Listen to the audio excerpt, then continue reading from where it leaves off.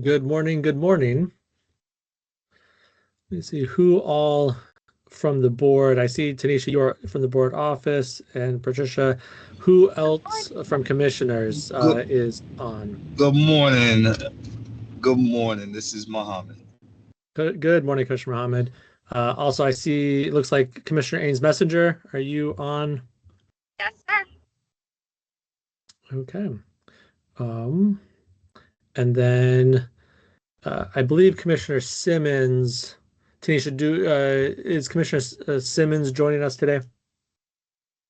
He is scheduled to be here. I will check in to make sure he's not having any technical difficulties.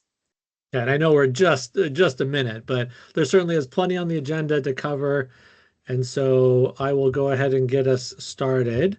But good morning, everyone. This is Committee Chair Andrew Coy. I'd like to welcome you to the October 28th Operations Committee meeting.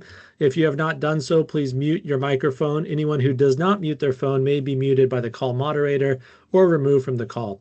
I'll now read a roll call of the board to identify who is present. Please identify yourself first before speaking for the record. Commissioner Ames Messenger. Messenger present. Commissioner Mohammed. Muhammad present. Commissioner Simmons. Simmons present. Wonderful.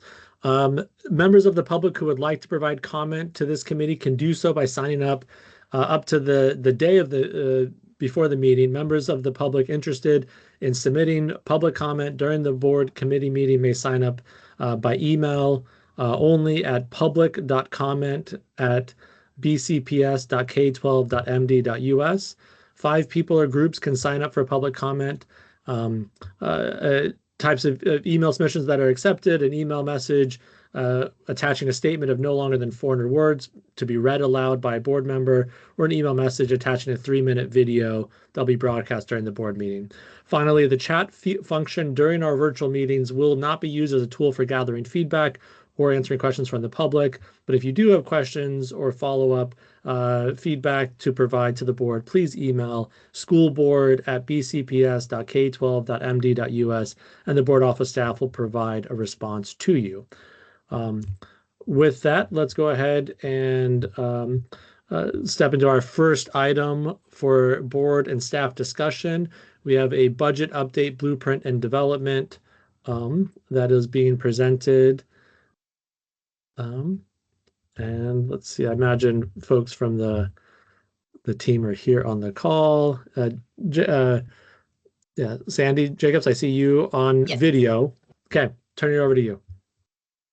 Thank you, Commissioner Coy. Good morning, commissioners. I'm Sandy Jacobs. I'm the Executive Director for Strategic Resourcing and the Blueprint Implementation Coordinator for City Schools. I'm joined by our Chief Financial Officer, Chief Doherty, and Courtney Desabay, the Executive Director for Financial Management. We are here to give you a preview of where we are with the planning and development of our FY27 budget. We know we're just a few months into FY26, but never too soon to start talking about the year ahead. And we're in fact well into our budget planning process for next year. So diving into the presentation, starting with a high-level outlook, I'm sure everyone is aware that there is a great deal of uncertainty going on around us at this moment. And the highest level outlook, FY27, is shaping up to be a particularly challenging budget cycle. We have great uncertainty about the continuation of our federal funds, not something we have typically had to worry about from year to year. The legislature has already enacted some cuts to the FY27 foundation funding, which is the funding that we get for every single student in the district. So that has a significant impact.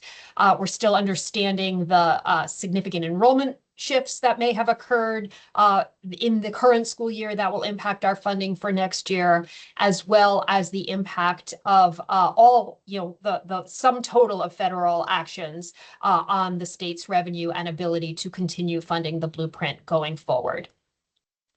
So on the next slide, we always try to project what our revenue is going to be for the year ahead. The blueprint, lays out a framework of funding from year to year. We always do enrollment projections, but this year, projecting that revenue for next year is trickier than in typical years. As we already discussed, there are some significant enrollment shifts. There's potential for some real changes to occur in Blueprint implementation funding, as well as a lot of variables in terms of our federal funding. So we've had to rethink how we are creating these projections. And basically what we did was in each of those areas, we thought about the various things that impact our revenue projections. And we tried to think about a realistic best case assumption and our realistic worst case assumption. So not just our grand best case scenario and the absolute worst thing that could happen, but within a realistic frame, what do we think the low assumptions and the high assumptions for that best and worst case are? And so we you can see here, I won't go through line by line, but how we sort of thought through each aspect of these variables impacting our revenue. And then when we put them together, on the next slide, please, you can see that best case, worst case, again, within this realistic range, creates a low of about $20 million new dollars, which would be pretty low, and a high of $78 million new dollars, which is not a dramatic increase in funding by any stretch, but it gives us that sort of range that we think we're working within.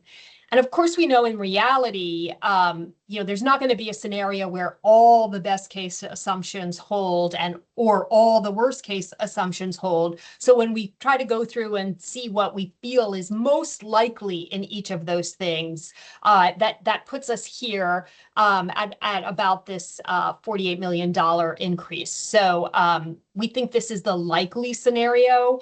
Again, it's not. With all of this uncertainty, it's certainly not a number, we are prepared to declare the new revenue number for next year, but this is the number we're working with as our current likely, most likely scenario projection. And this is a small increase. This is, when we think about our year-to-year position cost increases, that is a very small increase to try to cover that. And when we look at how it breaks down, that increase is largely, almost primarily, driven by an increase in our concentration of poverty dollars and our increase in pre-K dollars. And while our CPG dollars are fantastic recognition of the impacts of concentration of poverty and are allowing our schools to do so many additional both academic and wraparound support and enrichment activities, those aren't dollars that are incredibly flexible, right? They cannot support, for example, the increase in our position costs year over year for the vast majority of our positions. The increase in pre-K is driven by the legislature accelerated the path to full funding of the cost of pre-K to try to better support the private providers. It's great news. We're happy to see that increase, but of course our pre-K funding can't be used outside of pre-K. So when we see that the drivers of this increase are primarily in these two buckets, it is going to make up, for a challenging cycle. Looking at the next slide, we felt like we would be remiss to not share with the board. We said those were based on realistic assumptions. What a truly worst case scenario, a downright catastrophic scenario would be, if the federal government were to eliminate not just Titles 2 through 4, but also make a significant cut to our Title I funding, as well as if the state had to do something, really drastic, freeze all Blueprint funds at FY26 levels, and we experienced a significant enrollment cut. That would result in about $71 million less. We do not share this with you because we think this is a likely scenario or even a scenario that we are, actively planning for, but it's one we feel like we cannot take off the table and would be remiss not to share with you. We will be updating all of our projections. We'll be able to update enrollment very soon as those numbers become final. That'll be the first thing we're able to update. Hopefully there will be a federal budget in the near future and we'll be able to update those pieces. And then once we see the governor's budget proposal in January, we'll be able to continue to refine. But the bottom line is that this is going to be a challenging budget cycle. And if you're having a little bit of deja vu, because it feels like we've told you that in the last 2 years, that is true. FY25 was a challenging cycle because built into the blueprint was for FY25 to be a particularly small year-over-year increase. And then FY26 was challenging because it was, the final ending of our pandemic relief funds. We thought we'd be in smoother waters for FY27 as we get into what are supposed to be some of the bigger year-over-year blueprint increases kicking in, but unfortunately that's not what looks like the road ahead. So our focus that as we begin our planning process with central offices and with schools has to be on sustaining. Sorry, can you go back for another second? Our focus has to be on sustaining what is working and what's most important for our students' success. We are going to do scenario planning across offices and schools, thinking about, what does a level funded budget look like? What might, in the event that cuts have to be made, what could potentially be on the table? In terms of schools, on the next slide, we have worked hard in prior years to shield school budgets as much as we can from these kinds of budget shifts. Depending where this lands, we may or may not be able to do that in FY27. So we will be thinking about the same kind of contingency planning with schools. Finance has already been working with the schools office to talk about how we can ensure our school leaders, one, aren't caught by surprise by any of this, and also that they have the supports that they need as they think through this scenario and contingency planning. And we're also wanting to make sure that as central offices are developing budget guidance for schools for FY27, they are aware, that schools may be under significant budget pressure. As we then think about our planning guidance for schools, as you've seen in the past, our planning guidance package now has 4 pieces to it. It has the roadmap that summarizes in well-organized, easy to find what you're looking for. We hope easy to find what you're looking for. Across all offices. There's a pre-K to 8, a 6 to 8, and 9 to 12 versions of the roadmap that sort of outline all requirements and recommendations. The district priorities are part of the guidance package, a requirements checklist so that schools can easily see that they've taken care of everything that they need to, and a reference guide to help them easily find additional information across this. We redesigned completely the guidance planning package 2 years ago. It's been very well received by schools, but we continue to look for ways to improve it. We made some significant changes last year. On the next slide, just to sum up, we continue to make sure that we can identify which priorities things in school budgets are connected to within the budget tool. Excuse me, we added pre-K and created that separate middle grades version of the budget guidance last year. And in our collaboratives, we started to use a standardized agenda so that all of them were organized the same way and that schools could have a consistent practice across those conversations. We are not anticipating significant changes to the package for FY27, but we'll continue to make refinements based on the input and the feedback that we get. Our FY27 budget ambassadors have launched. This is something we also set up about 2 years ago when we redid the guidance package. There are people designated to serve as ambassadors for their offices so that there are very clear lines of communication, both from finance out to offices and from offices back to finance, but also across offices as the budget guidance is being developed. So our budget ambassadors are in place for FY27. And then just in closing, to flag a few key dates, by February 4th, all the budget guidance will be finalized. February 11th is when the guidance and allocations will go out to schools, and March 17th is when everything will close. As we know, this means that we will be having to, as is typical every year, we always have to make our school allocations before we have a final state budget, which is always a little trepidatious. This year, with the additional uncertainty, we will have to make some key decisions about how to go forward based on the best information we have at the time when those school allocations go out. I'm going to stop there and happy to answer any questions. No, thank you for that overview and for both the thoughtfulness that you all put into the scenario planning as well as here, one second, there's a little bit of echo, as well as just the foreseeability that you have put into the various scenarios.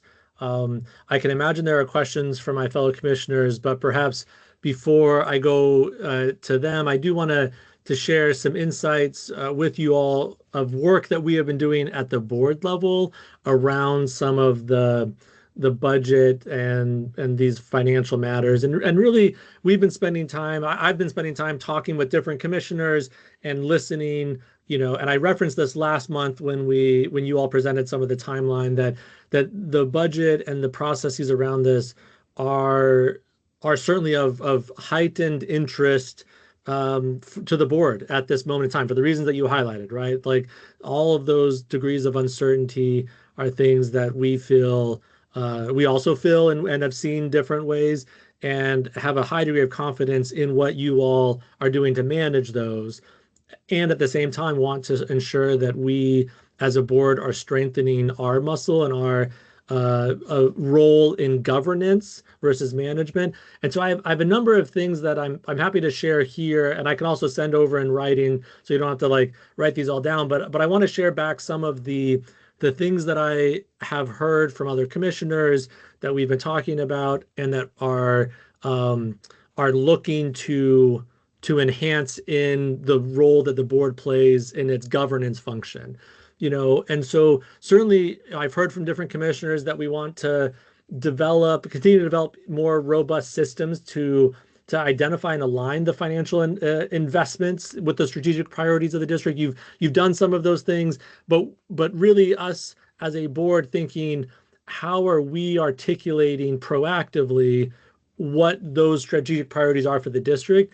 And we recognize this budget, perhaps more than any other budget, at least budget in recent history, the board has to really own aspects of this budget, right? That we serve as a bridge into the next administration and need to be able to carry forward and say, these are the reasons why these things are happening in this budget, and to make sure that we fully sort of understand, articulate, carry that forward. We know we're not the only ones, right? Obviously, there's going to be we hope a high degree of continuity in the changing of administrations. But that's something it's certainly top of mind. We also want to think about what are some appropriate and more robust systems to monitor and evaluate sort of the performance against the projections, right? How do we see, certainly a lot of items come across our desk that are procurement related, and that there are these different schedule reports, but how do we make sure as a board that we are engaging in that process sufficiently?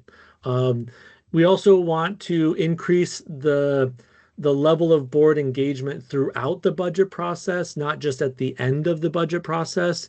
And so I think this year in particular, you will see a desire for more board members to show up at earlier steps, and we want to know when those are happening. We know when and where. Sometimes we, at the beginning of the year, we will hear that they will happen, and at the end of the year, we hear that they did happen.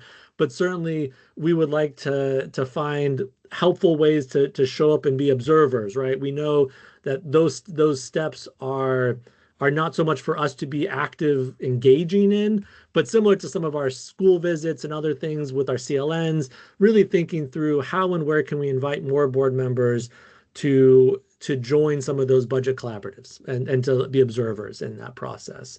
We also want to ensure that we are articulating in our own board documents, but that there's a shared alignment on what is the role of the board in governance versus the role of staff and management. Kind of really defining that and making sure that we're as thoughtful as possible about the guardrails on both sides of that, right? That things that do belong in governance are brought to the board, and things that are management, the board trusts the staff to manage, right? That we have appropriate guardrails on both sides of that. We also are looking and thinking about some of the board policies around budget, and you can anticipate that throughout the year, some of the things that we are kind of doing in process here will work their way into a future budget policy revision. So, and that'll work obviously through the policy committee and some of that work, but just want to say like we are thinking more comprehensively about some of those things, and as you've highlighted here, one of our core concerns that I've heard from multiple commissioners does relate to some of the financial resiliency in times of uncertainty. Like how and where do we review those things? Do we consider those things? I've been impressed over the years that I've been on the board for how thoughtful the district has been and is in terms of managing for those uncertainties and having the appropriate reserves and building up those reserves. Those take a while to build up. And as we've experienced even just earlier this calendar year, end of last school year, there are unforeseen circumstances that do require tapping into those. But like being really thoughtful and we trust and see all the ways that you all are doing that, but wanting as a board to ensure that we are fully sort of engaged in that conversation in an appropriate way. And similarly, I also think, and I've heard this from multiple commissioners, a consideration around the balancing some of the long-term encumbrances.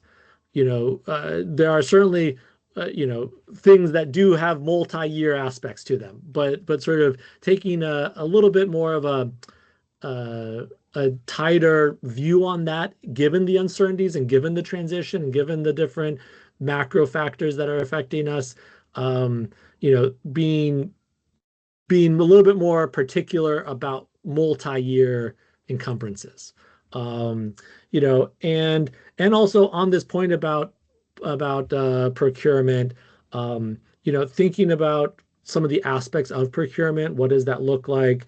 How do we ensure that we are, not exempting too many things from some of our sort of desired goals around,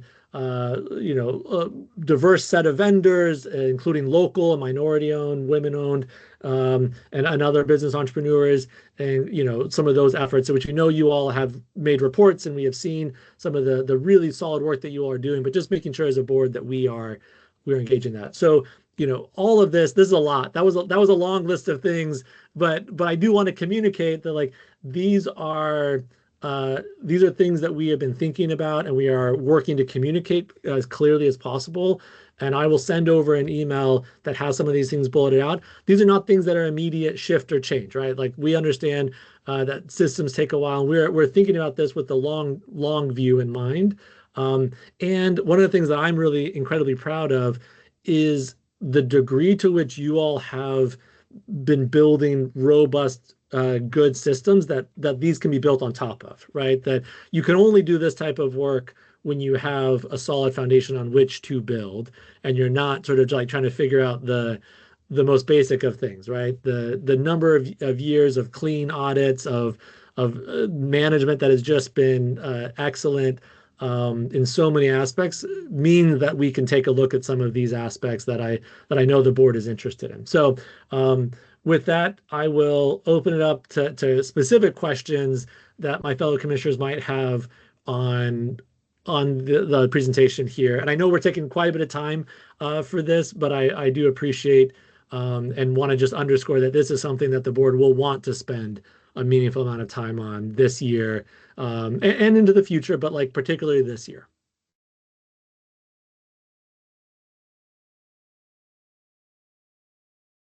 Fellow commissioners.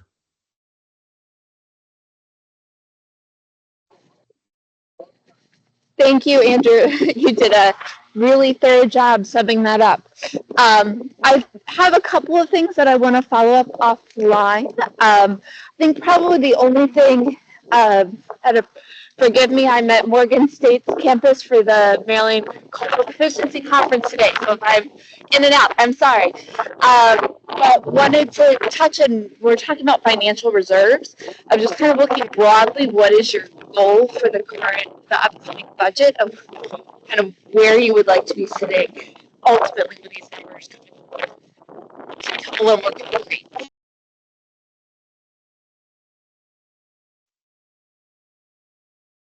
I'm sorry, I didn't get the whole question after the.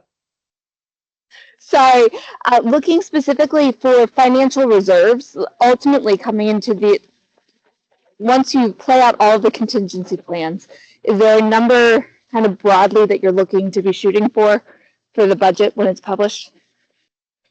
I don't think there is a particular number.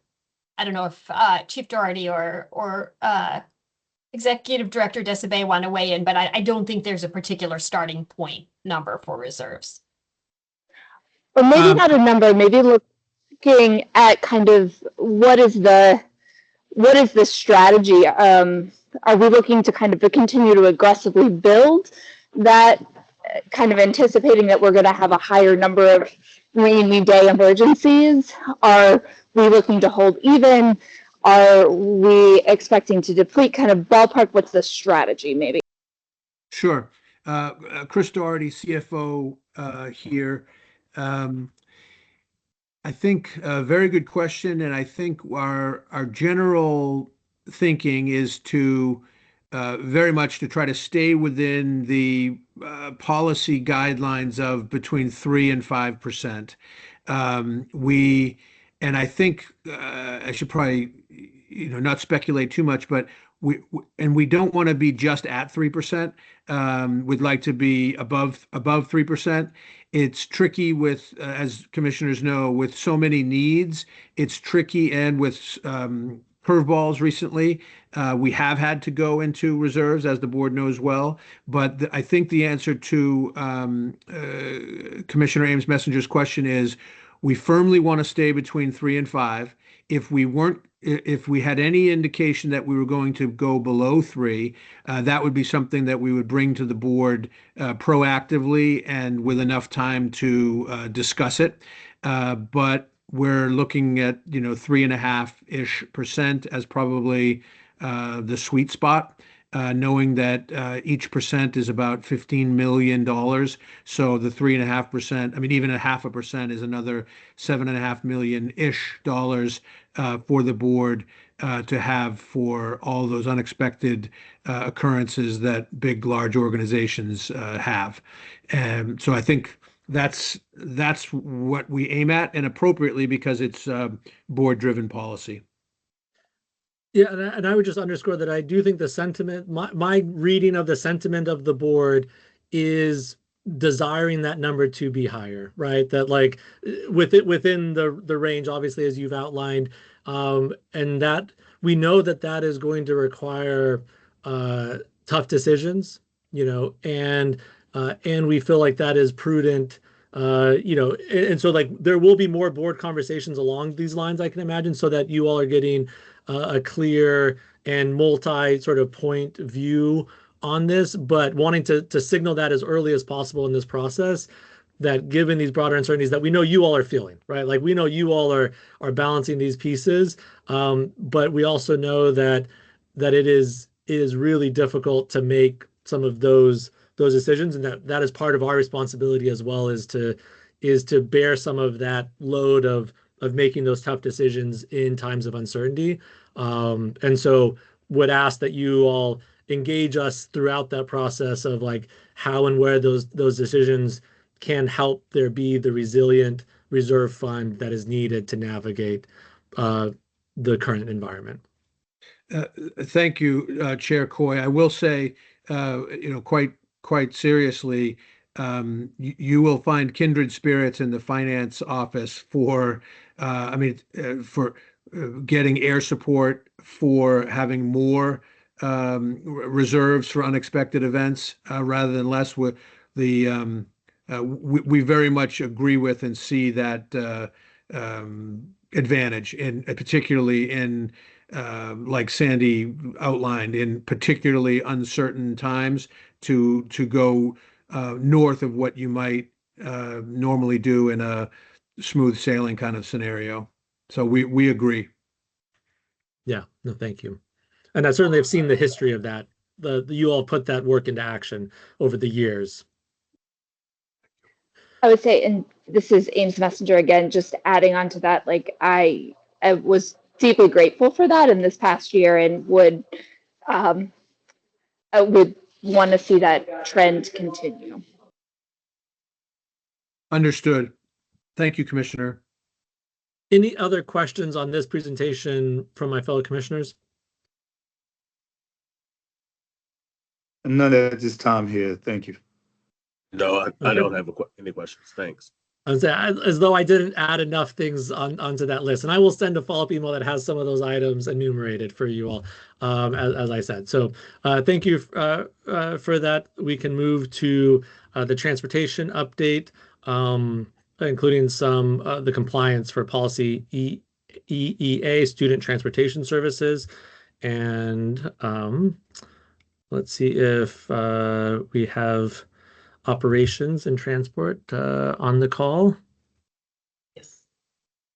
Okay, Monique Rumo, please take us away. Yes, sir. All right. Good morning, commissioners. Thank you for having us this morning. My name is Monique Rumo. I am the Executive Director of Operations. Jacinta Hughes, our Senior Director of Transportation, she is on leave today, so I'll be presenting this one solo, but we do have our Chief Operating Officer on the call as well, and Miss Gloria Holt, who is also our Director of Transportation. So let's jump right into our transportation fall update. So this morning we'll go through our service overview, provide some updates to key initiatives, just go through some of the system pressures that we're facing, some analysis that we've done to look at how we can optimize our services, as well as just our path forward with different things that we're looking at around improving our service efficiency and any other system changes we may need to consider around transportation. And so the slide you see here, this is an overview of our services. So transportation has a $46.5 million budget. About 65% of that goes towards transporting our students. Right now, we're currently transporting just under 5,700 students. And what we've done differently this year with the presentation of the data is we have broken out so that folks can understand who we are transporting based upon who we're mandated to transport versus who we're not mandated to transport, but based upon just different reasons for why they're being transported. We currently transport 80% of our services are provided by contractors, and 20% of that is provided in-house.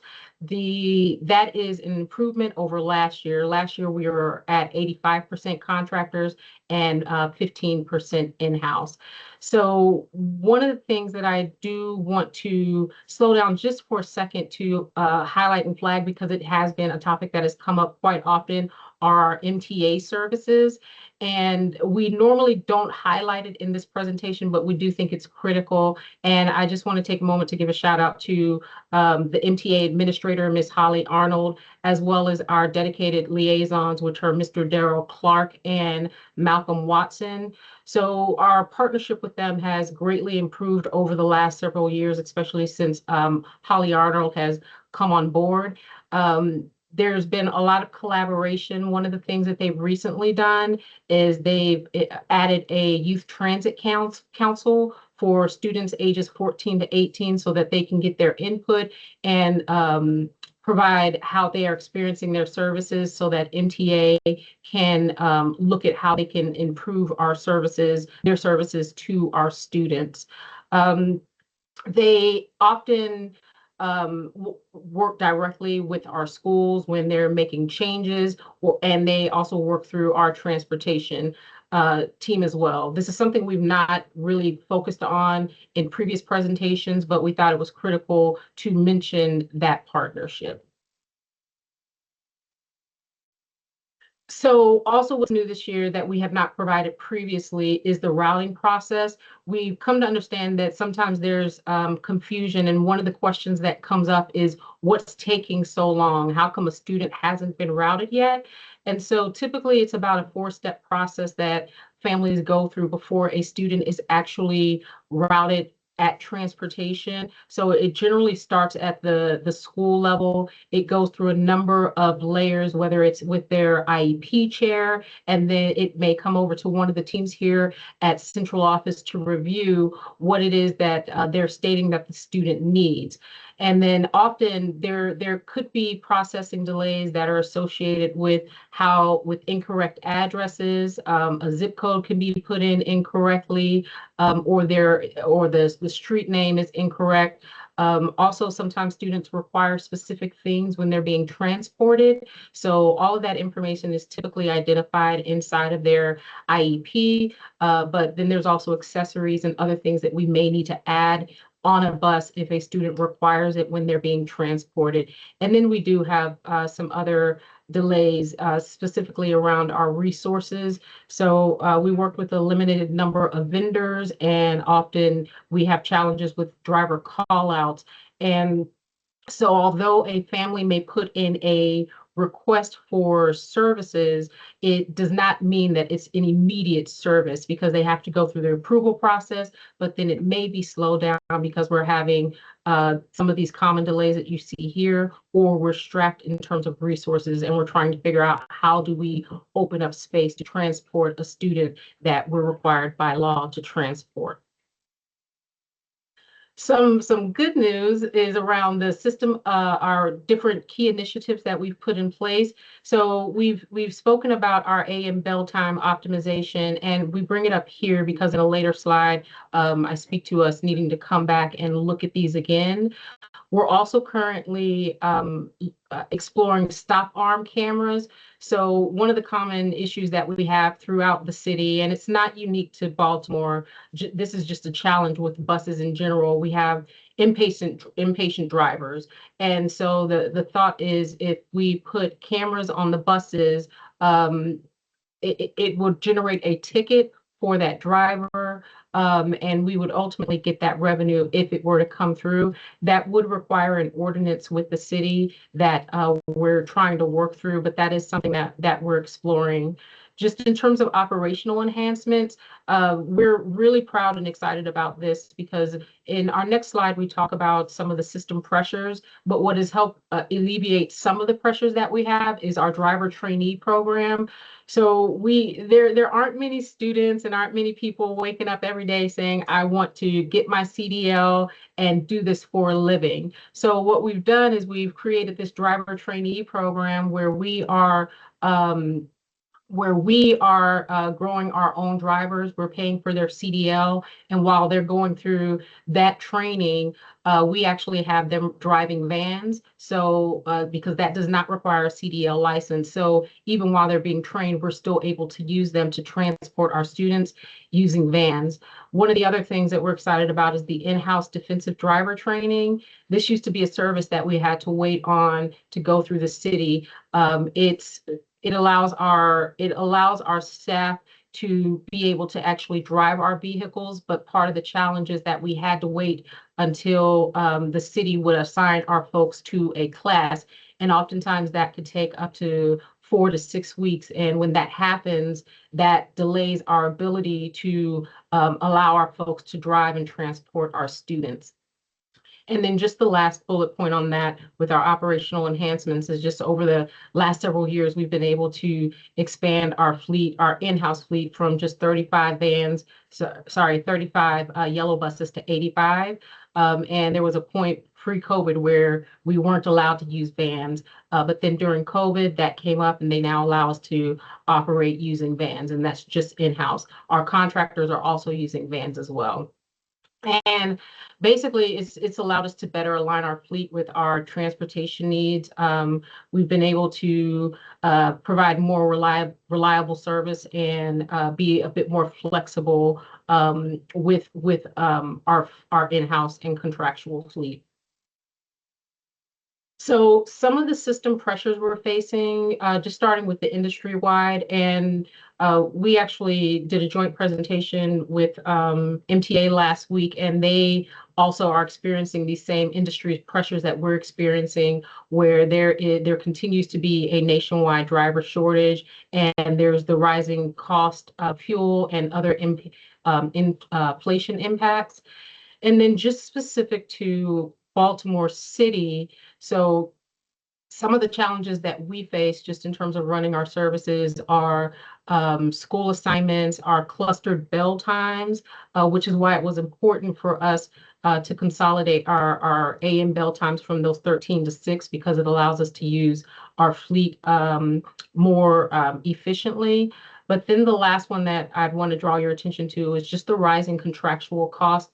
This is significant. So from our last 5-year contract to the one that we're currently in, which runs from FY24 through FY28, our contractual cost went up 31%.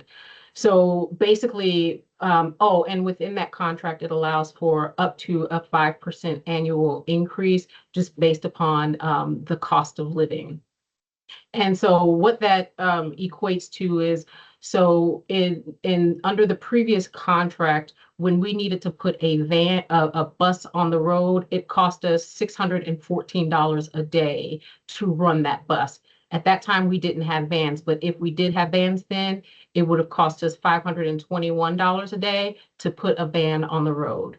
But now with this 31% increase, to put a bus on the road, that cost has gone up to $804 a day versus the $614 we just talked about.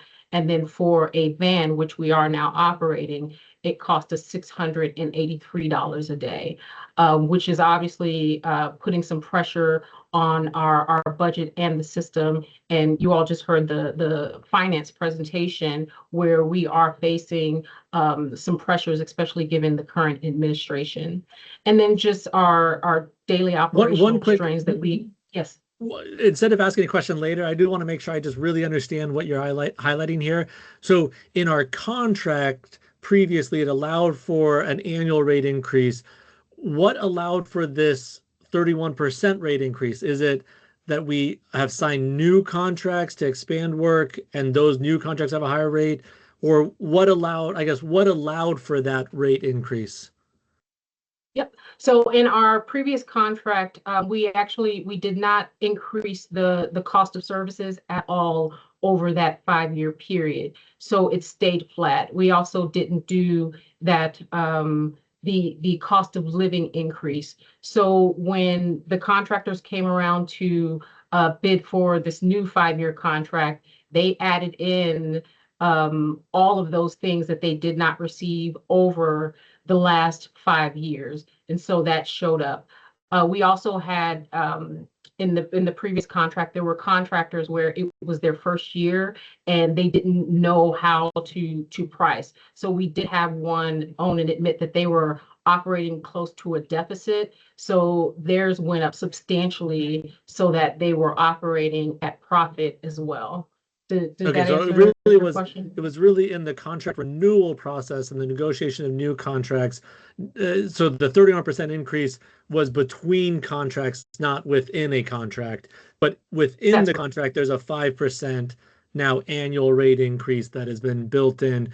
which should theoretically reduce a future jump of this nature in contract negotiations, if I'm hearing some of that Yes, logic correctly. theoretically, yes, that's correct, theoretically, and it's up to 5%. So last November, so November is when that annual rate increase kicks in. So last November, I believe they received somewhere between 3 and 3.2 increase. It's just based upon the national index. I'm forgetting the exact term. For COLA, for like cost of living adjustments Yes. From the Social Mhm. Security. Okay, Mhm. that makes sense. Yes. Okay.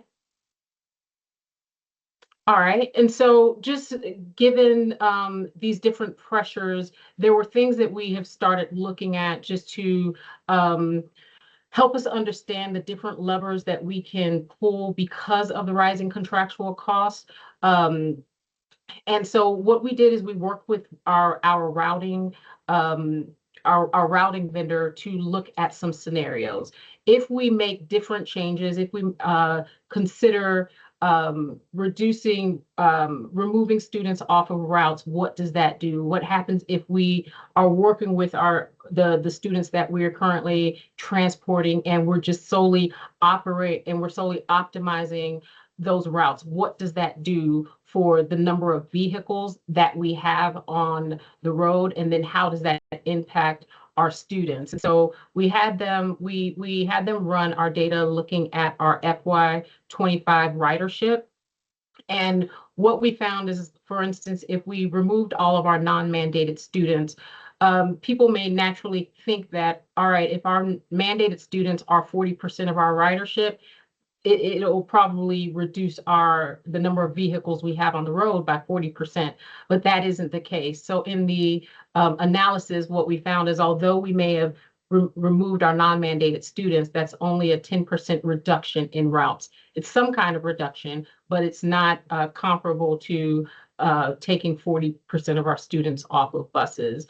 And then just jumping down to scenario 3, so if we were asking or we're trying to look at optimizing our routes, then we get a 3% reduction. And all of this is trying to figure out how can we contain our costs, because a 31% increase and then an annual increase in November, over time that will become unsustainable. So we're looking at the different ways on how we can control those costs. And so what the findings helped us to understand, or just help make it clear, is that a route reduction does not mean that we can take a bus off the road. And again, that's critical, because in order to contain our cost, we have to be able to completely take a bus off the road. Because if we're putting a bus on the road to transport a student, whether it's one student or whether it's 40 students on a bus, it's going to cost us $804 a day. One of the key things that came out of this analysis is that we were able to develop a clear rider profile for our non-mandated students and our mandated students. It helped us to see what's the average distance that our students are traveling, how close do they live from their home to the school that they're assigned to, how long are they riding, and then as well as how many students are on that vehicle. So what we found specifically with our non-mandated students is that that's the most efficient group, because they are getting corner-to-corner service. That means they all meet up at a corner for pickup and drop off, and that allows us to utilize that bus at its pretty close to full capacity, which is about 40 students, versus our mandated students, who are our IEP, our preschoolers, and on average, we have about 8 students on a bus. So you can imagine that a bus that can hold 40 students is actually pretty underutilized because of how we have to transport our mandated students. Did I hear a question? Okay, and so what this led us to look at is, if looking at improving our services or trying to figure out how to contain our cost, what are the different levers that we can pull and things that we can look at? What happens if we adjust our bell times? What happens if we adjust our ride times? What about if we pull more services in-house with that's what's meant by fleet management. If we are relying less on contractors and pulling those services in. So these are things that with a multi-department group that we're looking at what are all the things that we need to consider to figure out how to contain our costs for transportation. And so we took these levers, and the next 3 slides, what they show are the different things that we're looking at. So operationally, what happens if we consider going from 45-minute ride times to 120-minute ride times? Again, what happens if we pull more services in-house? What would that take? And then also doing our bell time restructuring. Even though we've already did 1 round of bell time changes, our EduLog analysis showed that we could actually see some additional improvements with how we can utilize our buses if we get tighter with our bell times. And then also just some policy and structural analysis that we want to look at. How are students assigned? Where are they assigned? Why are they assigned to those particular programs? What about if we consider doing a parent stipend? And then just what we said earlier is just looking at student placement as well.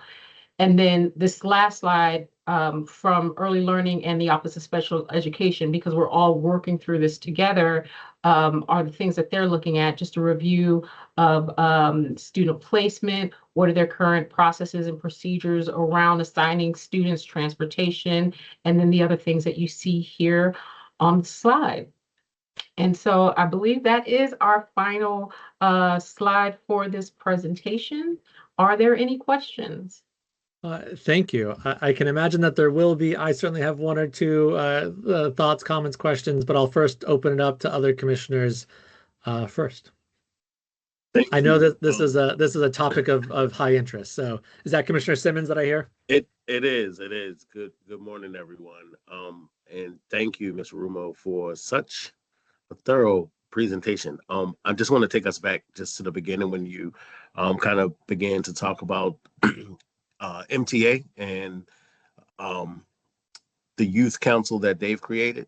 I guess, all of us are Baltimoreans, I guess, and all of us kind of live here and know what's, the different organizations, including ASBC, including our student council. Like, I get tongue-tied with all of the acronyms sometimes, so forgive me. But there are youth groups, there are community groups, there are large CBOs that have really been focusing on transportation, particularly with MTA, and us being one of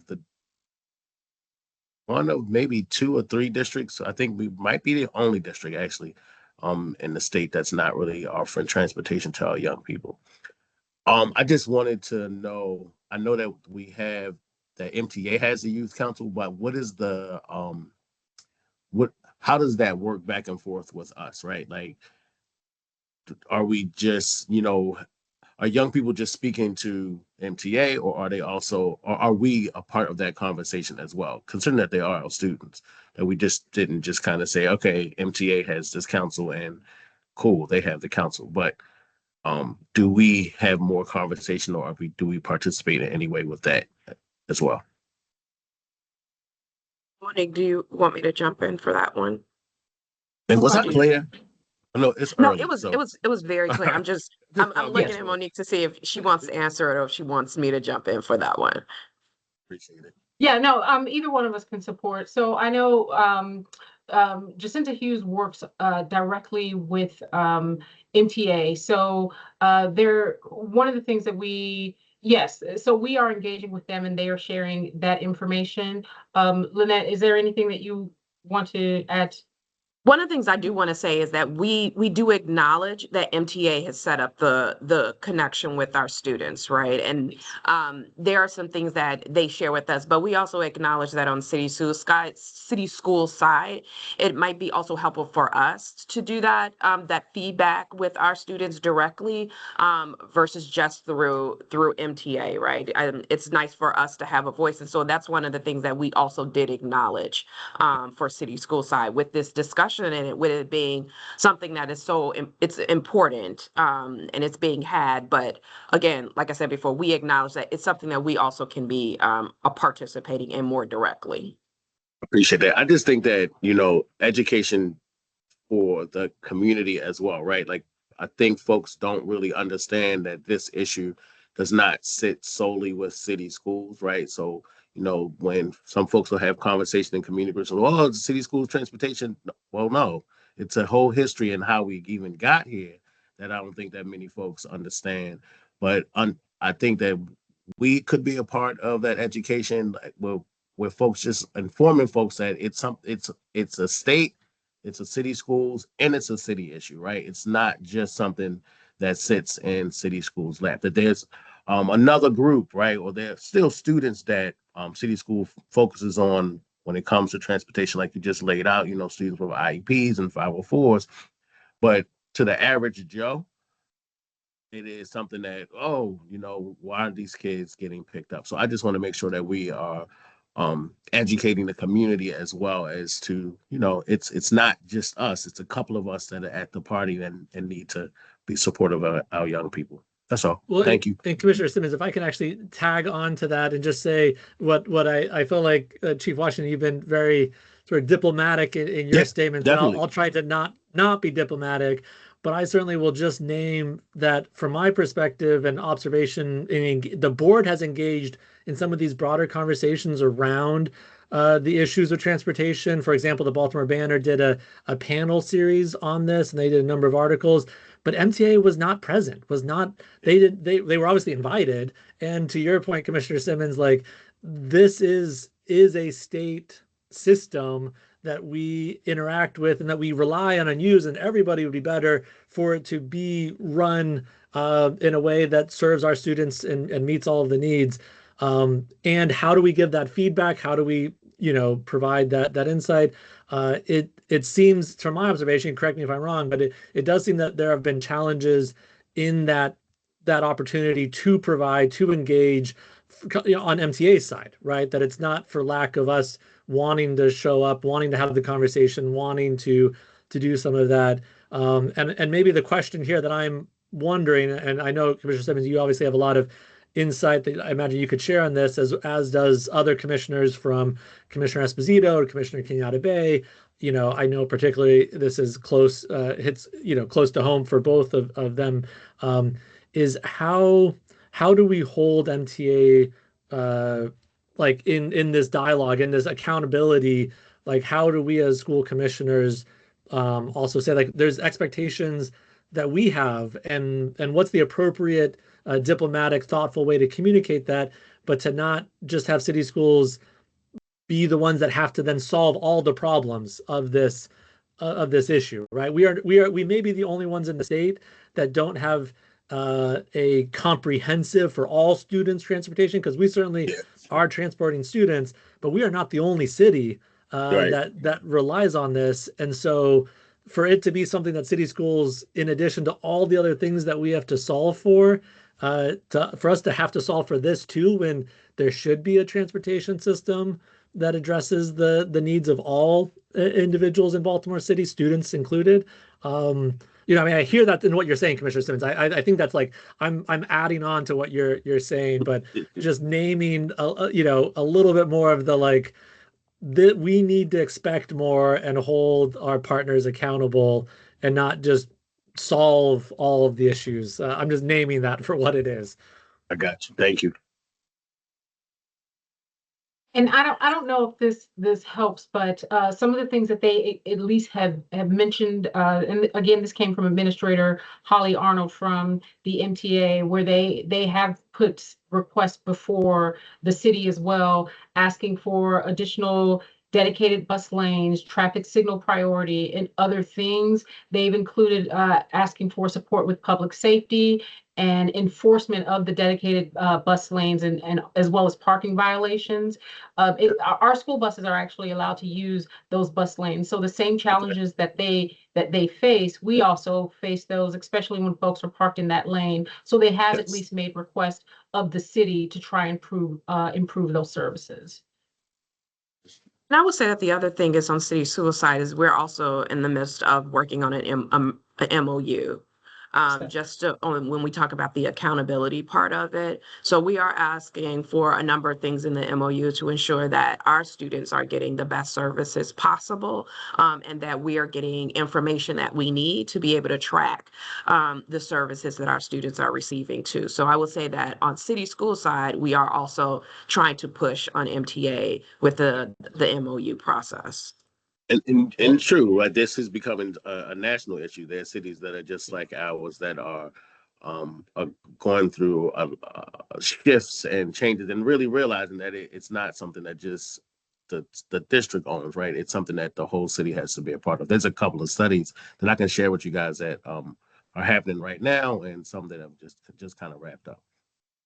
Definitely appreciate that. Commissioner Ames Messenger. Yeah, I had just a quick question on one of the slides you mentioned looking at more carefully documenting and tracking the students that are using it in order to reimburse for services. And I was wondering if you could just provide like one sentence more on that and getting just like a broad sense of scale of how many students we're talking about. So in terms of, we're speaking specifically of our yellow bus and van services. So right now we're talking about just under 5,700 students. Right now our tracking system is fully manual. So we're trying to automate that and make it electronic. So it relies on people. So when we pull up to a school, we rely on the schools to mark that attendance, then go in and put it into a system. And so that's what we're looking at. How can we do that right at the bus and do it electronically? Yeah, that's brilliant. Any other, Commissioner Hamid, or any other questions? I have a couple of comments or questions here on this topic generally. I know I've already shared a couple of reflections and thoughts. I do think, broadly speaking, this is another area, today has a number of heavy hitting items on the agenda, but transportation is another area that there has been engagement from various commissioners and concerns generally around these topics. And just to echo what I was saying a second ago, the concerns are largely not actually with city schools, right? Like the concerns are with our partners and how do we hold accountable. And so I'm really encouraged to hear the MOU conversation and some of those pieces. And I will offer up that as we have been doing the CEO listening sessions, I certainly have heard multiple times this question of transportation coming up and being something that community members are feeling and are wondering if there are innovative solutions. And I do think a fundamental question that is underneath this, and you referenced it in one of the slides, does relate to our structure of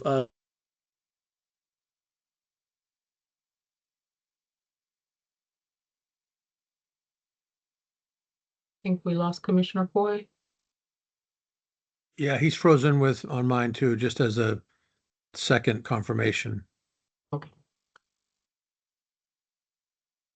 And it wasn't, Well, it didn't get weak. It just suddenly just went off like a cliff, right? Yeah. Like I wasn't experiencing spottiness. Anyway. In his absence, as I'm sure he's going to jump off and jump right back on, are there any other commissioners that have questions? No, sir. Okay, going once, going twice. And for the sake of time, I think that we can move on. Looks like we Agreed. have Commissioner Coy back. so apologies Okay, about that. we I go. don't know. The you internet go. didn't want me to comment about school choice, I guess. I know it's certainly a topic that is likely to require a lot more discussion and choice, but just surfacing that based off of the community conversations that I've heard in the CEO listening session process, I do think like there is interest in saying what could be like what are some potential ways to think about either zones or think about some of the way we look at the city, especially around chronic absenteeism. To what degree are these all interrelated? How and like how much are we battling against sort of a fundamental foundational decision?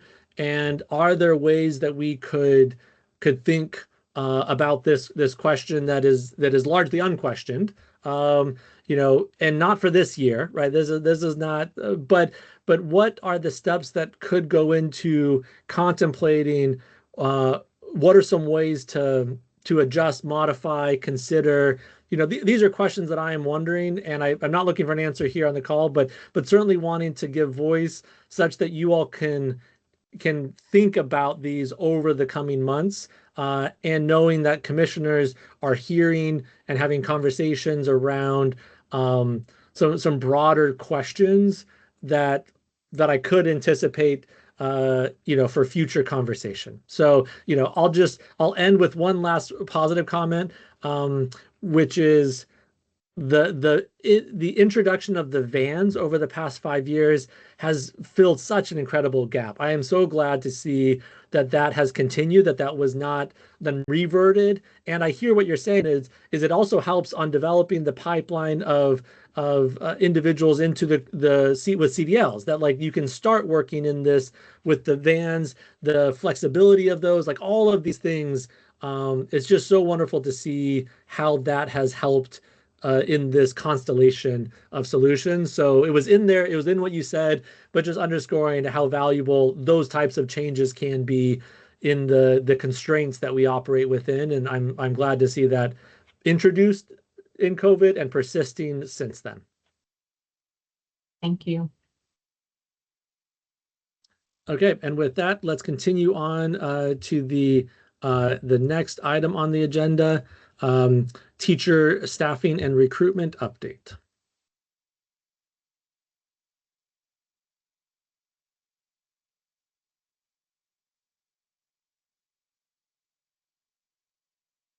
All right, good morning all. I am William Morant. I am the Director of Talent Management here at City Schools, and I will be providing the teacher and recruitment staffing update.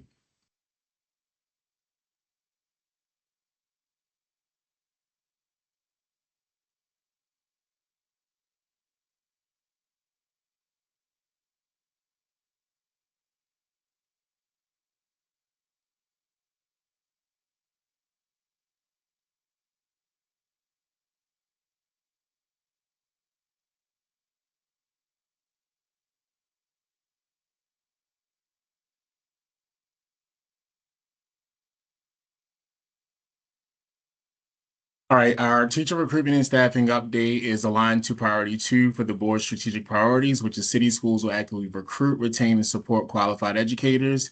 Administrators and staff will prepare to accelerate the personal growth and academic excellence of each student. Our framing questions are: how should human capital evaluate the effectiveness of teacher pipelines, as well as what other teacher pipelines should human capital consider implementing? When we dig into our current teacher cadre or current teacher population, more than half of our teachers identify as a person of color, with most recent data for our students. Give me 1 second.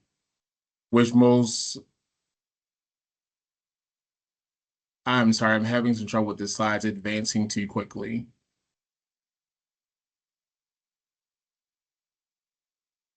If you check the use timings at the top. There we go.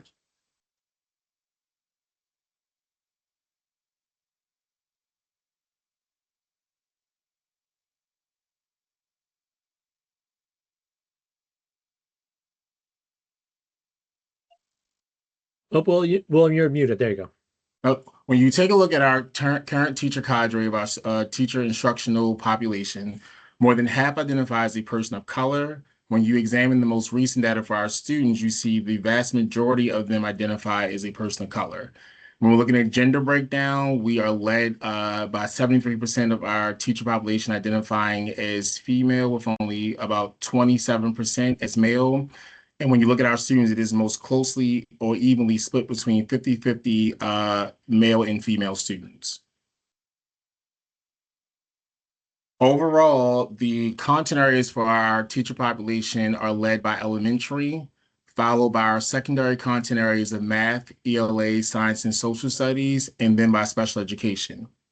When examining the years of experience, 41% of our teachers are at less than 3 years, with 35 at 9+ years, and in the middle, 25% are between 3 to 9 years of experience. So one of the areas that we are focusing on is trying to identify and bring in more experienced and quality teachers into our classrooms, but also retaining the ones that we bring in to make sure that we can get them to years 3, 4, 5, 6, and beyond to make sure that we're having an impactful workforce for our students across all schools. Over this past staffing season, we saw us hire about 576 new educators. Our school leaders were hard at work in staffing positions, which resulted in the lowest number of first-day vacancies of 58 positions that required some sort of coverage or substitute teacher. Our new teacher population specifically has a greater percentage of individuals that identify as a person of color, showing our efforts to have a teacher workforce more reflective of our student population is working. Our gender data holds current to what you saw for the overall teacher segment, roughly about 70% identifying as female and 30% identifying as male. When we dig into the content or subject taught by our new teachers, it is again led by elementary, followed by secondary, comprised of math, ELA, social studies, and science. And then a third, rounding out the top 3 is again special education. Digging into what made up the new teacher cadre, the new teacher hires for this past year, you'll see the pipelines, which we identify as Baltimore City Teaching Residency, our TFA core members, City Teaching Alliance, previously referred to as Urban Teachers, Teach Well, accounted for roughly about 30% of our new teachers. About 50% are external hires, both coming in on professional and provisional licenses. And what we have started to dig into is what we see or commonly referred to as boomerangs. Those are experienced professionals that left the district within the last few years, and then for reasons that we're trying to uncover, have decided to come back to city schools.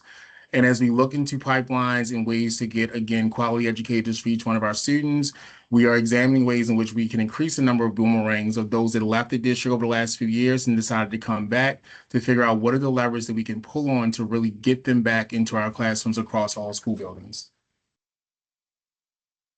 Since the Great Resignation about 4 or 5 years ago, we've been holding steady with a retention rate around 90%. Our challenge to solve is keeping the increasingly diverse population of new hires, again, to get them to years 4, 5, and 6, because as you can see in the chart on the right-hand side, when we specifically isolate new hire or recent early career teachers, we're seeing a little bit of a drop-off from retention when you get to years 3 and 4. So again, we are bringing in teachers that are largely reflective of the student population that we have. And again, our challenge to solve that we are working very deliberately and intentionally on is how to keep them in our classrooms. Overall, teacher evaluation data over the last 4 to 5 years is holding steady with consistent numbers of teachers that are ranked highly effective, in developing, and ineffective.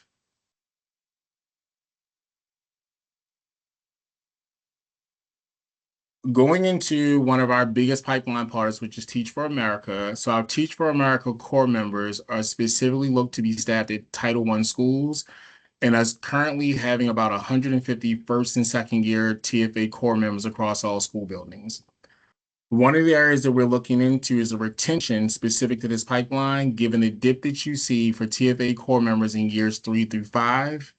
And when you look at the number over the last few years, we've been holding steady with a really peak of school year 24-25 and a slight dip in 25-26 of how many core members we've been able to bring in. When looking at evaluation data specifically for our pipelines, and this one really highlights Teach for America, The biggest separation is in the retention, with our evaluation data holding pretty steady in our developing, effective and highly effective versus our non-pipeline staff.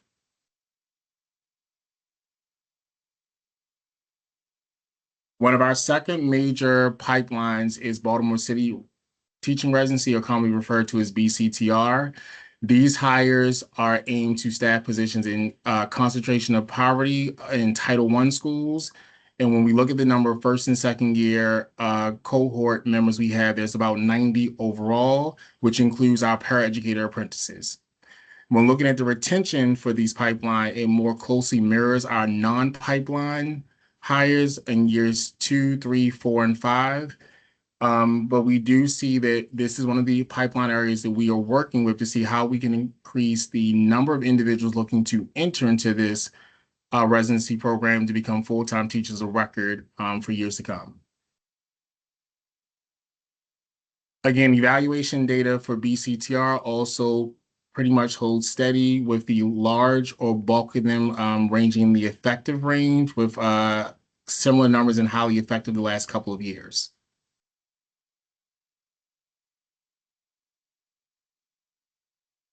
Our next major pipeline is City Teaching Alliance, or what people commonly refer to or previously knew them as urban teachers.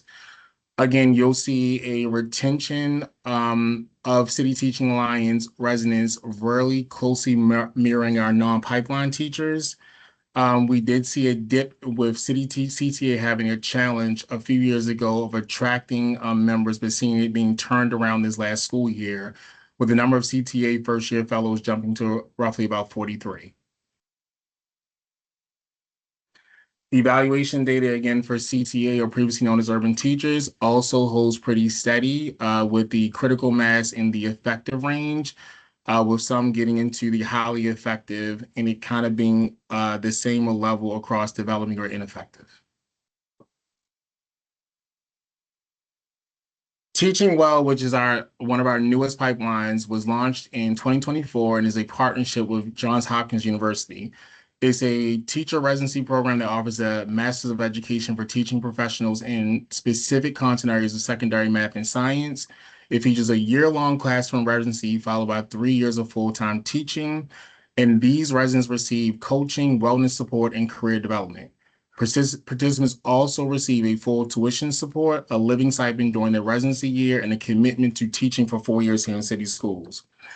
We have aimed to staff these residents specifically in Title I school buildings, and teacher mentors are assigned by principals based on their recommendation of having an effective or higher evaluation rating, a minimum of 3 years of teaching experience, and alignment to the resident's course of study. We're proud to say that we doubled the number of residents from last year from 6 to 12, and it is an area that we're looking to invest in moving forward while hoping to grow this population of residents in the years to come. Another major pipeline for us has been international teachers, which we've invested a significant amount of time and resources in the last several years. We were growing steadily, and we did see a drop-off in this past staffing season with about 52 international teachers across J1s, H1Bs, and F1s coming from roughly about 12 different countries outside of the US to fill positions in our schools. One area of focus that we have tried to consistently get better at year over year since we've increased our attention and focus on bringing in international teachers is when they arrive. We understand very intimately that how they perform, how well they get acclimated, how well they kind of are able to really lean into their support and development is largely driven by how quickly they get here to the US, can get into their school buildings. And so this past year, we saw the bulk of our international teachers arrive in July, with low double digits of 12 coming in August, and only about 3 remaining that arrived after the school year started in September, for the total of 52 in all. When you look at our retention for international teachers, I am happy and proud to say that they are performing slightly better than our non-pipeline. And we acknowledge that one of the areas that we're focusing on is just their continued support and development, but also making sure that we can make selections earlier in the year to increase the speed at which they are able to get acclimated and kind of adjust to, one, being in a completely different country and setting, but also moving into a brand new school building and starting to engage and meet with their colleagues and counterparts, as well as the students that they're going to be instructing. Our international teacher evaluation data, as you'll see, again, critical mass or bulk are in the effective range, with some actually going into the highly effective range, and those that are developing and effective pretty much staying steady over the last several years.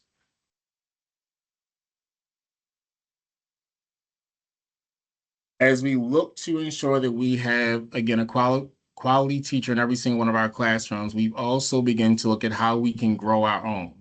So through internal promotions, which specifically target our temp or substitute staff population, our paraeducators, and anyone else in other positions that are looking to move into teacher roles, we are putting more investment and resources into figuring out how we can support these individuals as making the leap into teachers, but also working very intentionally of partnering them or connecting them to schools where they will continue to be supported in development from their prior role here in the district into being teachers and delivering direct instruction to our students. One of the ways that we're doing that is through our Career Advancement Fair, or what we have called CARE. Our sole purpose is to equip educators with accessible information on school-based roles and career advancement opportunities.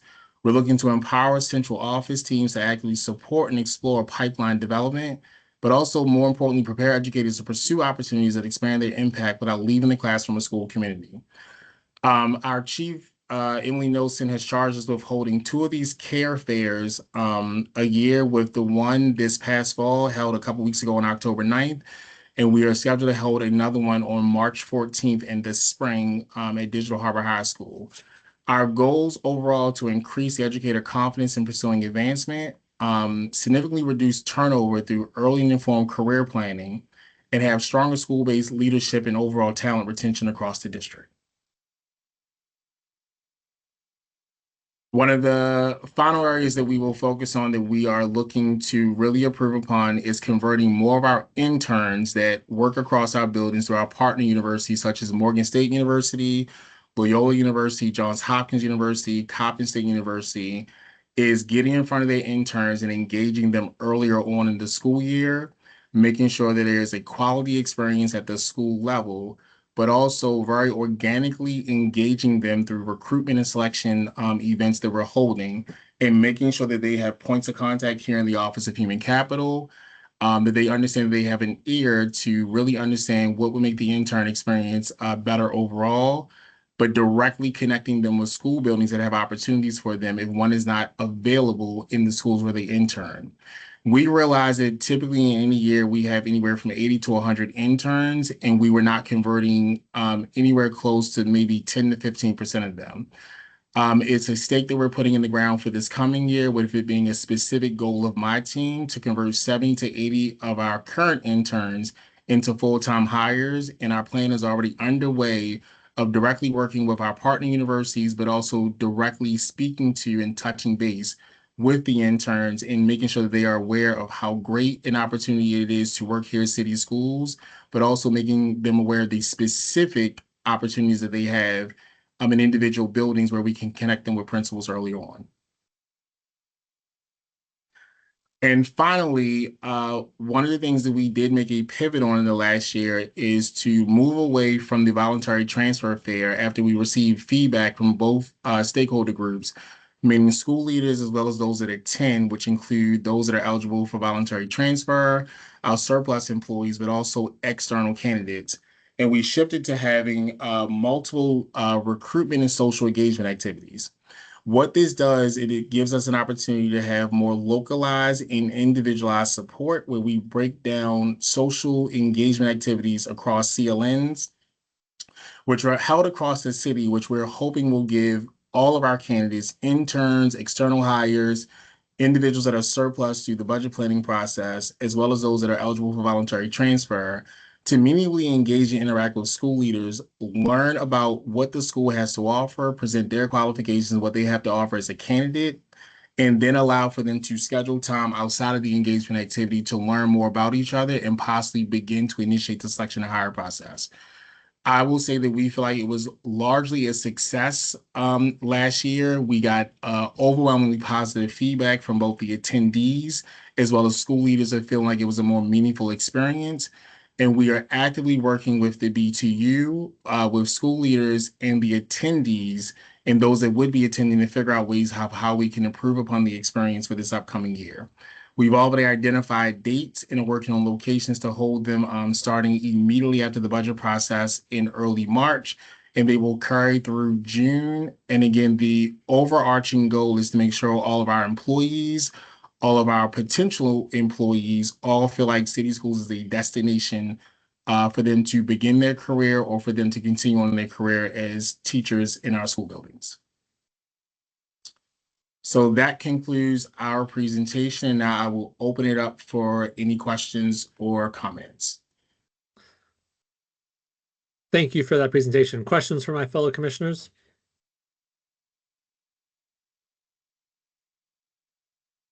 No questions here. Thank you.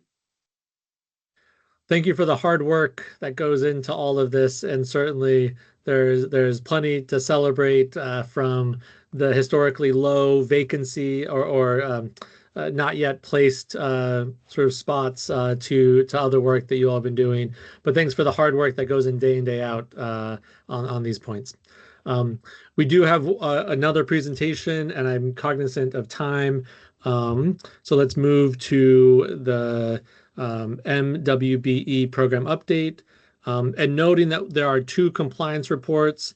If commissioners have questions, we'll just ask questions for those items. And then we do have procurement agenda to go over. There's not a ton on it, but there's some. And noting that we have no public comment. So just giving a sense for the rest of the agenda to my fellow commissioners. But if we, yes. Sorry, I was on mute. Prior to moving over to our next presentation, I'd like to offer 2 questions that can be responded to in written response rather than right now, just for the sake of time. I want to have some understanding around how the district is measuring the effectiveness of programs like CTA and Teaching Well and the international teaching models. Clearly, I support what we're doing. Just want to have a stronger understanding of that return on investment and how we're getting there.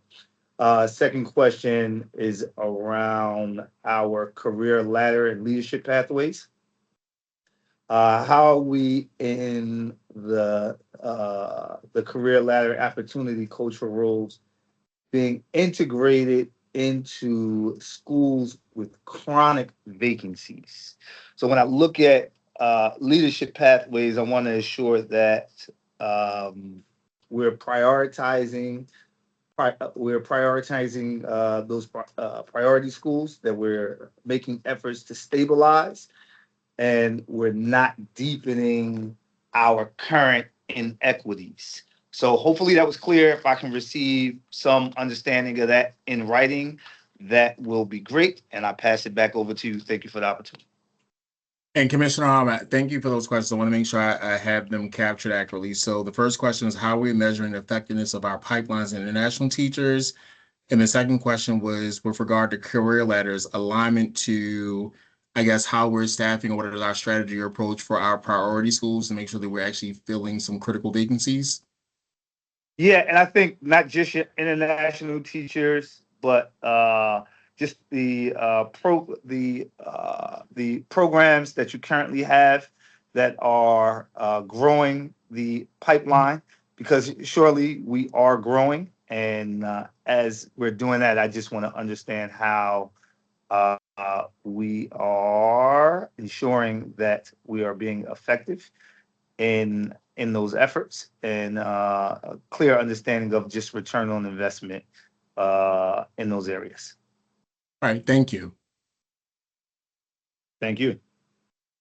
And for the next presentation, if we could work to keep it to about 7 minutes to allow for 2 to 3 minutes for questions, and then have 5 minutes for procurement, that would be most helpful. And I know there's been a lot on the agenda today, so thank you for for helping to accommodate this in this important presentation as well.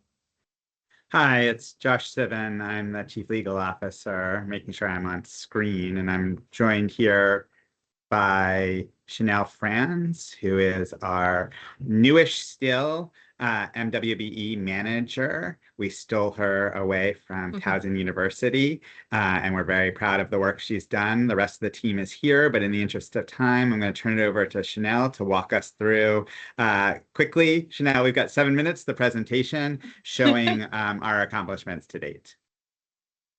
Got it. Good morning. I'm Chanel.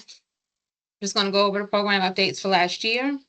Our mission is very simple, straightforward. We're committed to encouraging equitable participation by minority and women-owned business enterprises with city school procurement and contracting. That aligns with priorities 3 and 7 and supports all 7 board strategic priorities. So our unit, MWBE unit, understands the importance of our program. We understand how we impact our community, how we impact our students. And this slide shows all the things that we believe we do. The programs are supported by the disparity study. It shows the need for the program and discrimination and structural barriers that still exist. Just a quick note about who we are. This team is a team of 3. We're a small but mighty team managed by myself, Chanel, and I have 2 team members, Gary and Kai. We manage 2 distinct programs. One is our state-funded construction projects program, and other is city schools procurement. We provide both technical support and networking and outreach services for our MWBE vendors. Our technical tasks include working with vendors to overcome common administrative issues, and our networking and outreach efforts extend past our attendance just at local events, but also with assisting prime contractors with finding vendors, encouraging certification, and direct solicitation. This is just a summary of our activity. So as you can see, we continue to operate at a very high level, higher normal than pre-ESSER funding, and our activity is twice the levels of our pre-COVID levels. We continue to stay on top of the work, which is, oh, there you go. And even with our high volume, we've been able to set rigorous goals on our state-funded construction programs. Our state-funded construction projects had a total of 63% of MWBE participation. Oh, there you go. Moving through. So this is actually the first time we've reported our payments on our annual reporting. This report shows that we're not only setting goals, but we are tracking our awards and we're tracking the payments on all of those awards. There you go. So, and we wanted to highlight some of our fun facts about our state reporting this year. So we had a 22% increase in our MWBE participation compared to our FY24 numbers. We had a 9% increase in our MWBE prime contractor awards. This is important because we were able to see some of our MWBE subcontractors progress and move into prime contractor roles. Of the 7 contracts that were closed out by the state of Maryland in FY25, we maintained 100% compliance on the set goals. And there were 22 subcontractor awards that were included in that, with an average subcontract amount of $212,000. Moving on to city-funded MWBE participation. Our goal achievement is not as high as our state-funded. We've sat at 31%, but our city-funded results are inclusive of contracts for maintenance, for IT, for transportation, and other professional service projects that exceed $100,000. This is further breakdown of our city schools funded MWBE achievement. We actually saw a significant increase in our awards to WBE vendors this year. This data is our overall awarded contracts. Combined, both state funded and city school funded, our percentage exceeds both city and state aspirational goals. Consistent with the results we've shown in this presentation, our program continues to perform at a high level, and we continue to find ways to be better. as an incoming manager. That's really important because this is a good baseline to build and grow and find new ways to incorporate our MWBs. This is further breakdown of our 5-year trend. This just breaks it down by our population classification. One area that we continue to have more work to do is around our program exemptions. As noted, the exemption is not, it's noted on the last slide, that exemption is not automatic. So our push is just to increase the amount of contracts that we are reviewing to see if there's possibility for MWB goals or participation. There you go, Gary. Examples of this are here. So these are some of the examples in FY25 that we were able to identify opportunity for MWBE participation, whether it be through MWBE primes, searching through state and city databases, but these were examples of that. This particular project, this particular is an example of an increase that was not included in our analysis, but we were still able to attain MWBE participation. Benchmarking provides perspective on how our program compares to others. While most similar agencies do not report any of their MWBE participation, as of December 2024, Maryland Stadium Authority reported that they achieved an MWBE participation percentage of 33.66. City schools reported a total of 63% for state-funded projects. This is the fun stuff. So for FY25, I want to note some of the department's accomplishments. This year, we onboarded a new manager, myself, in May of 2025. The team attended 5 network and outreach events throughout the Baltimore area. Each of these events is hosted by, it holds about 200 to 400 interested in the MWBE and small business firms.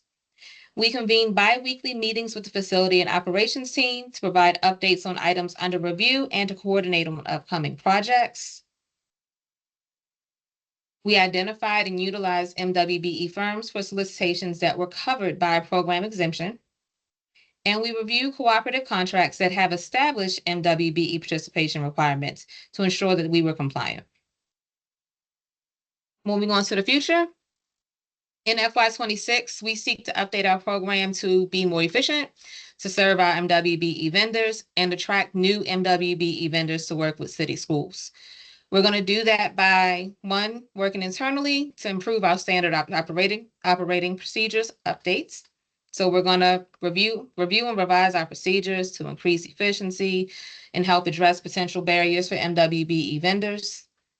We will update our website to include sample documents and more guidance. We will solicit for a disparity study to assess rationale for continuing our MWBE program. We'll do more interdepartmental training. That means increasing our collaboration with other departments and educate them on our program. More vendor engagement, provide more one-to-one meetings and webinars for specific procurement categories, and explore ways to increase participation for smaller purchases and partnerships. And finally, we will host an MWBE symposium. We'll host an event that's inclusive of breakout sessions to increase awareness of city school procurement opportunities for MWBE vendors. I moved pretty quickly, but thank you. And I guess we can open it to questions. You did. You kept that real tight in the timeline. Thank you for that, but for covering all of the information as well. Questions from my fellow commissioners?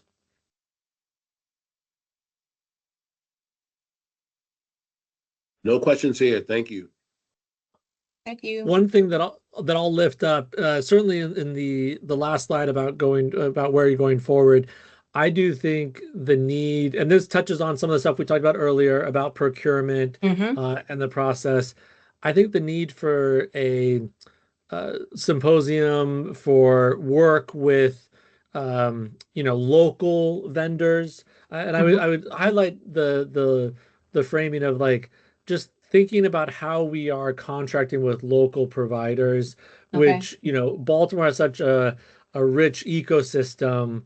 And yet for so many, the aspects of our procurement, which all make sense in like how we got to those requirements, often introduce barriers to participating.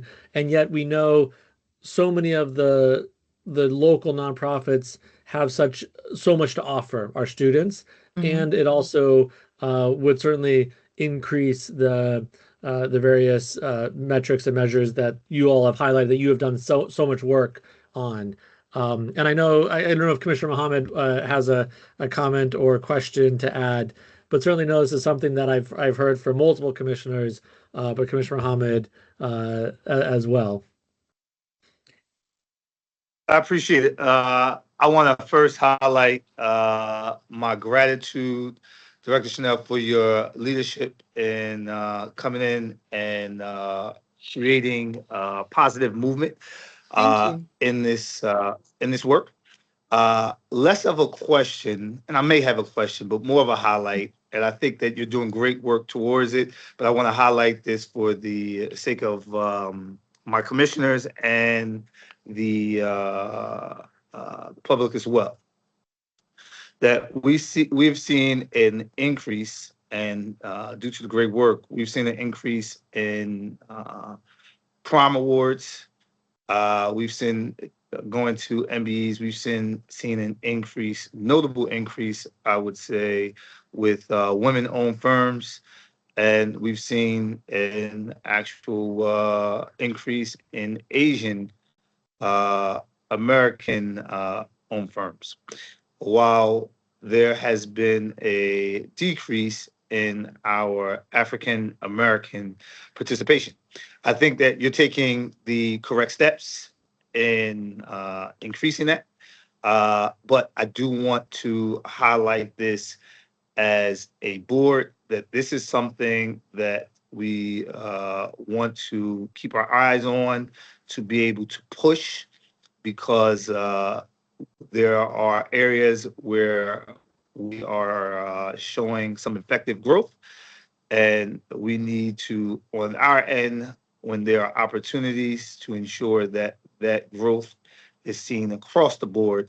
And in this case, particularly with our African American participation in procurement in our MBEs. So I would say, along with that, my only question is just around waivers. And when it comes to the good faith efforts that I'm sure that we're verifying, can you speak towards how we track or how we will track companies that come with waivers, or we give them good faith efforts over multiple years of contracts? Okay. That are they coming back to us multiple times with those with requests that they actually may not be meeting those needs? Just want to ensure that this is not something that's repetitive for some organizations that we are giving those waivers to. Okay. Josh, you want me to answer, or are you going to answer? Go for it. Okay. So we do track all of that. That's part of our activity summaries. We do track all these waivers that come in. When we say good faith effort, we mean it. There's a lot of paperwork that's required for you to submit for a waiver and actually be approved. I mean, we want all communication. I want all your emails. I want to see all the effort you put out. I want to see who you reached out to, where you got that information from. And so it really is a lot, and really it's more work to do a waiver than it is to find this MBE sub. So as we start to, as you know, I'm new, so we're trying to figure out ways to track that stuff appropriately, but we do keep in track there. And I can tell you, Mike, who was here prior, was very good at looking at those businesses, and very good at not serving repeat offenders for waiver requests. He was very hard on that, very hard line. And part of that is because he did track it, and he was able to go back and look at those companies' reviews and see if they keep doing it.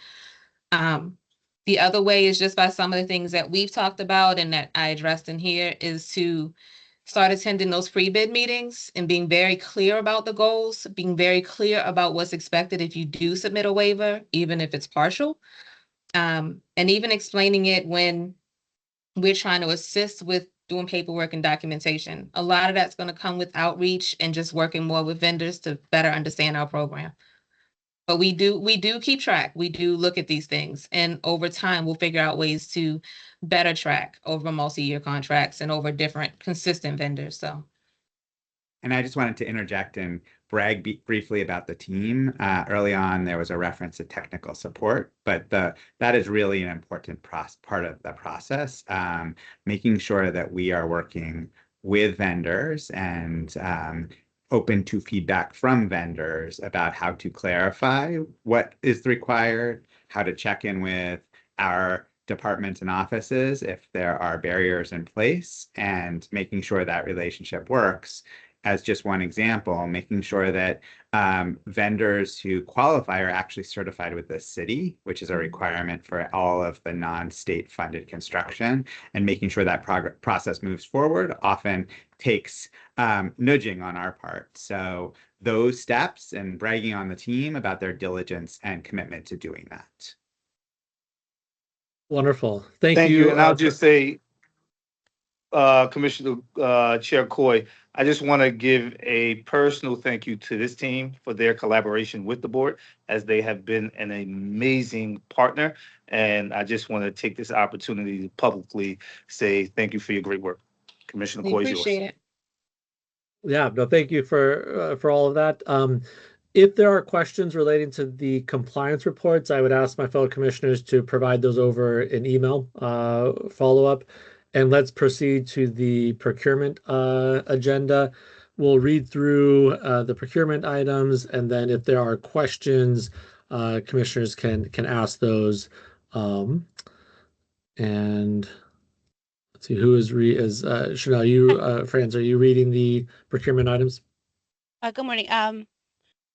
Katie Kamenecki from procurement, and I'll be doing the agenda. Oh, there we are. Okay. Yep.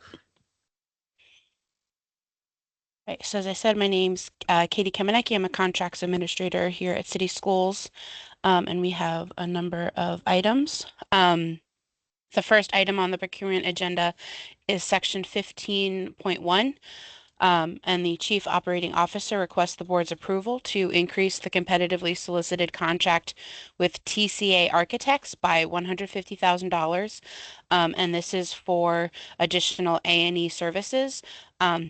At the CTE renovations for Edmondson West Side School 400A. Any questions? Next. Okay.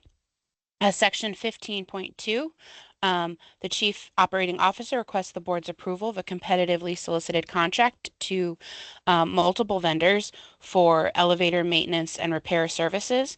The estimated annual amount of this contract is $1.3 million, and the contract term is November 5th, 2025 through November 4th, 2028, and this includes 1 2-year renewal option.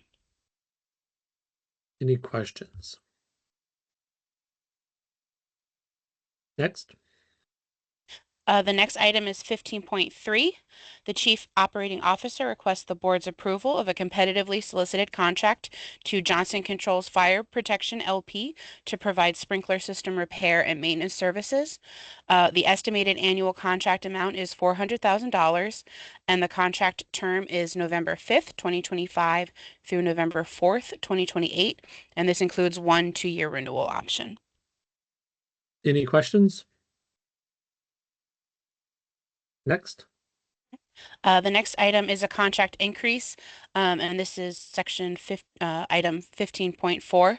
The Chief Operating Officer requests the board's approval to increase the total contract amount with DCI, or Design Collective Inc., by $375,000, and this is to provide additional A&E services for the renovation and addition at Armistead Gardens Pre-K to 8 School, number 243.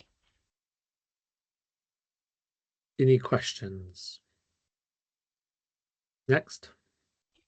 Section 15.5, the Chief Operating Officer requests the board's approval of a piggyback contract with HD Supplies, formerly Home Depot Pro, and this is to provide cleaning supplies, equipment, and custodial related products. The estimated annual contract amount is $1.6 million. And the contract term is November 1st, 2025 through June 30th, 2027. And this includes two-year renewal options. Any questions? Next. Right, and the last item is section 19.1, and this is approval from the Chief of Schools Office for a lease agreement between the mayor and the City Council of Baltimore and City Schools for a lease agreement to operate Success Academy West. And the Any lease term is questions? September. Oh, sorry. Oh, yeah, go for it. Yeah, Okay. you finished. The lease term is September 1st, 2025 through June 30th, 2026, with an annual option to renew if you mutual agreement of the parties. Any questions? Okay. Thank you. Any unreadiness for my fellow commissioners? Any items before we conclude this meeting?